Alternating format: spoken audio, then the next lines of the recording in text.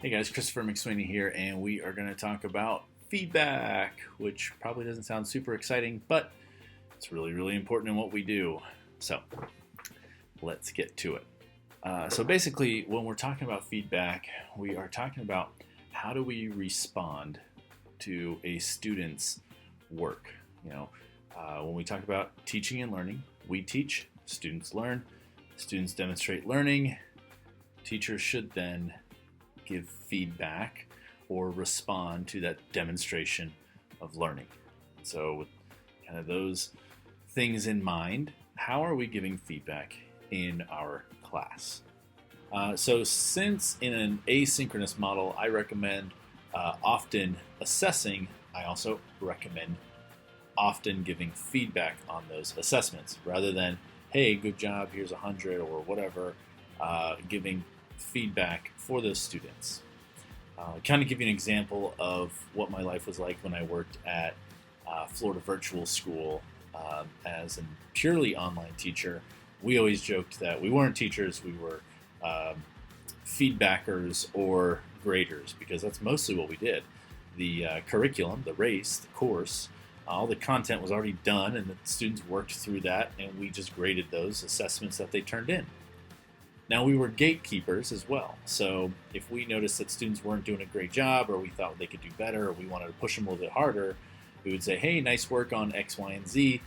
I think you should redo this assignment and really focus on, EFG and make that better. Here's some ideas.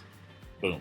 That didn't take very long for me to type or to think about, but it gave the student feedback as to where they did well and what they can improve, and that to continue in the course, they needed to redo that and push themselves. So that's where feedback came in really, really powerful, because it gave the student a moment of reflection and pause to kind of go back and see, okay, my teacher said I did this awesome, but I need to work on this. Let me do that. And then they've learned, and they're demonstrating that learning again. And the content's there for them to review. And it worked really, really well. It was a nice way of doing things. It wasn't always perfect, but it does work.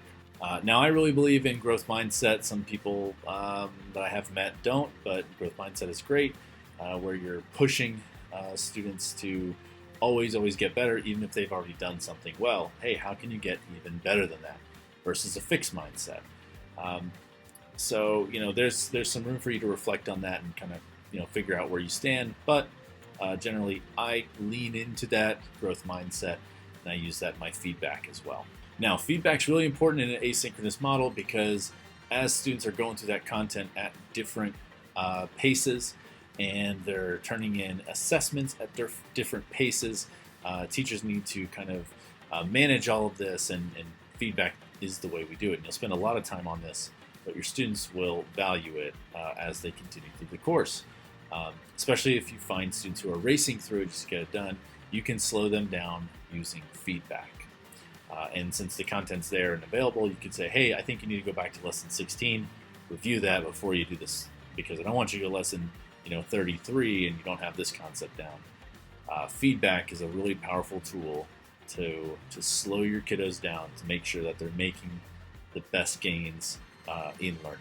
As often as you can, give personalized feedback. I think that's a much better tool. I don't know if you've ever experienced this in your own life, but if you just get like a generic thank you card, hey, thanks for whatever. Okay, cool, great. I've actually received thank you cards with nothing written in them, just literally a thank you card signed, and that was it.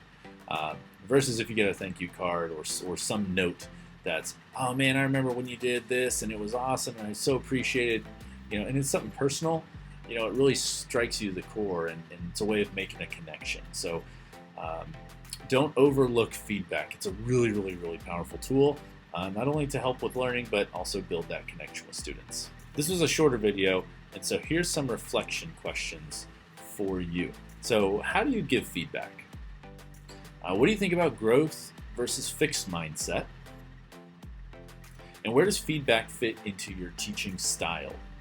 Also, think personally about how feedback is built in your course, as far as if you use an LMS or what programs you use in your school.